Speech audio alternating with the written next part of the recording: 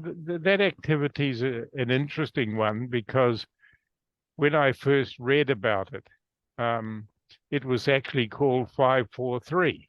Yes, also 3, 2, 1, 1:30, 1.5. Oh, yeah, well, that's right. But when I tried using 5-4-3 with my students, 5 minutes was too long for them.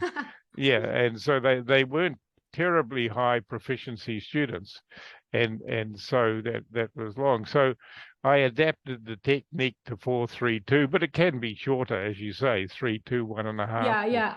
I read something a lot like of that. things. Yeah. Yeah, and I read about this technique, and I was lucky to meet the person who actually invented the technique at a conference. And he actually emailed me, a couple of years ago, I think it was, sort of just seeing how I was and what was happening.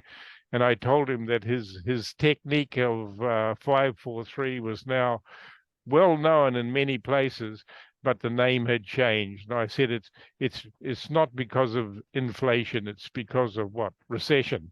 So 5 becomes 4, and 4 becomes 3, and so on. But the idea Anyway, is this. But when you look at that technique, it has all the features of a good language technique, and that is, it involves easy material. Okay, that's the number one feature.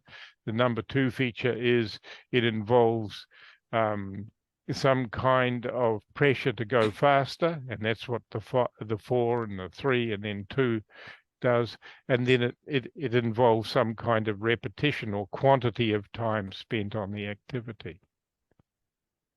Yeah, and when you look at other fluency development techniques, such as the 10-minute writing or speed reading for reading and so on, they all share the similar features of being really easy, involving some kind of pressure to go faster, and involving some kind of quantity of practice, often involving repetition or something like that.